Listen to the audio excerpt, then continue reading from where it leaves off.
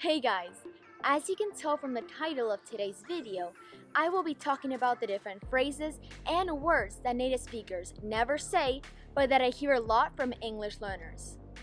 Some of these are correct but aren't common, others are grammatically incorrect, and some are just wrong. If you are an English learner, I recommend you to watch this video because these mistakes might lower your level. There have been multiple times where I was talking with someone who was learning English in English, and I knew that their English was really good and they had a high level. But they made these mistakes, and that made me instantly think that their level was worse. Of course, you should never judge someone based on their level or if they make mistakes, because if you're learning your second language or third or even fourth, it's inevitable you will make mistakes. But some native speakers will. So it's important to watch this video. Before we start, don't forget to click this subscribe and like. Don't forget to like and subscribe. Number 1, and I heard this a lot when I was in France in English class. The students would address the teacher by saying Teacher Stella or Teacher Fonton. Did you guys get the mistake? Well, in English, especially in a school environment, you do not call a teacher by their first name. So they should not have said Teacher Stella. But what about Teacher Fonton? What is the mistake? Well, in English, you do not address a teacher by saying teacher. We have different alternatives. Of course, maybe in your country, it would be rude not to call a teacher teacher. But in English, you could say Miss, MS for women, MISS, Miss for young girls, MRS, Mrs. for married women, and Mr., MR for adult men. And of course, if your teacher has different qualifications, you could call them by professor or doctor. So the kids in France should have said Mrs. Fonton or Miss Fonton. Number 2. These phrases are very important to say correctly because as an English learner, you might have to use them very often. Explain me. Explain me this. Explain me that. So what was wrong in these phrases was explain me. Instead, you should say explain to me. So you should have said explain this to me or explain that to me. I guess when you say explain me, you're kind of asking someone to explain you to someone else. But when you say explain to me, you're asking that person to explain whatever you don't understand to you. So you should say explain to me. You should not say explain me your answer. You should say explain your answer to me. Now, there is one instance where you could say explain me. This is a little bit more advanced and you won't use it very often. I mean, I don't ever use it. So it's okay if you don't understand right away.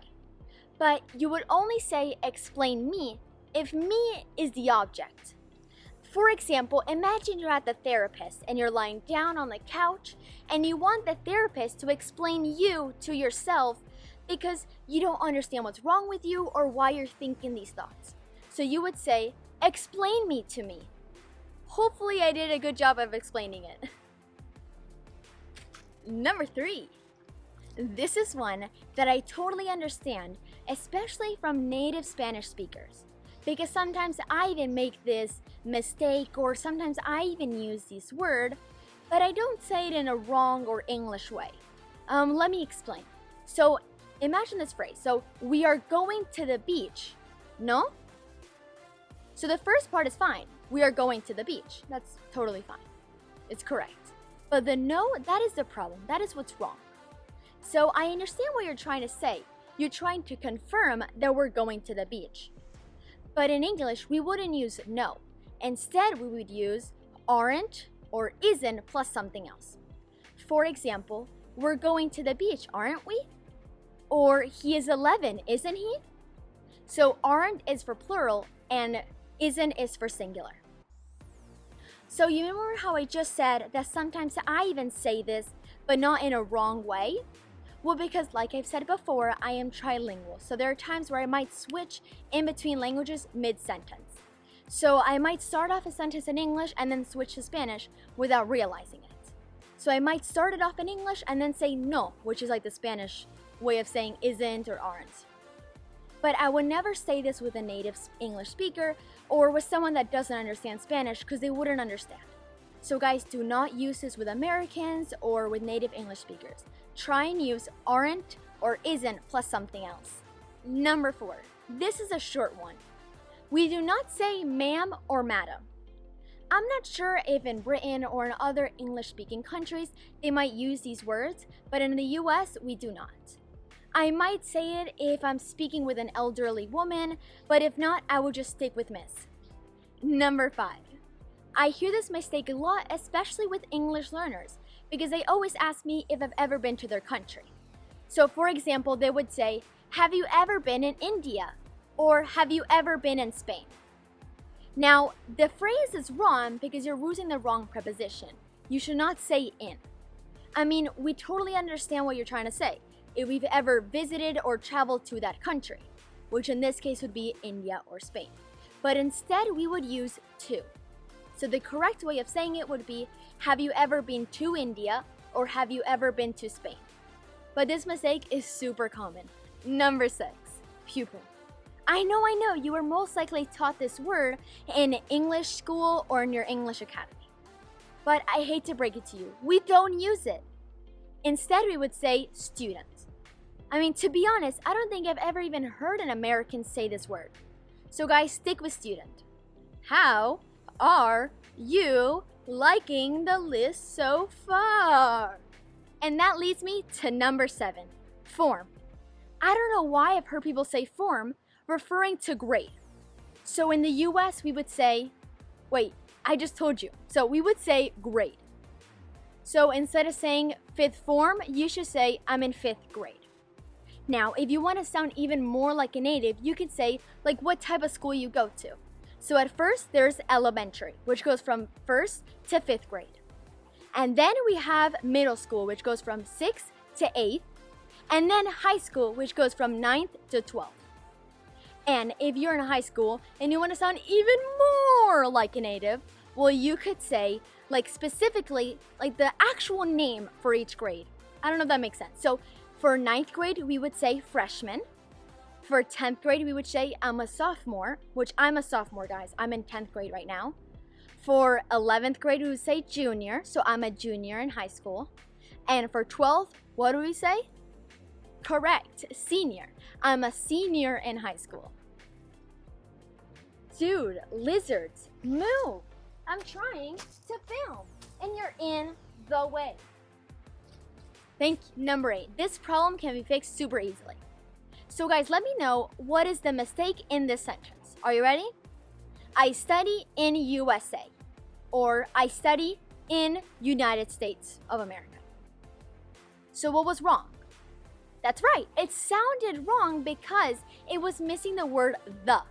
So I study in the United States or I study in the US. The same thing goes for United Kingdom. You don't say I study in United Kingdom. You would say I study in the United Kingdom. Why is that? Well, because there's multiple words in the title. It's not like, for example, France. France is just one word. Or Argentina, that's just one word. But United States of America or United Kingdom, there's 2 or 4, there's multiple words. So you would say the. So guys, let's practice. Where do you study? Correct, you study in the United States. Number 9. This isn't a phrase or a word that's incorrect, but it's more of something that English learners do that Americans would find it incorrect and offensive. So I don't know why, but English learners have the tendency to say negative observations or say negative things.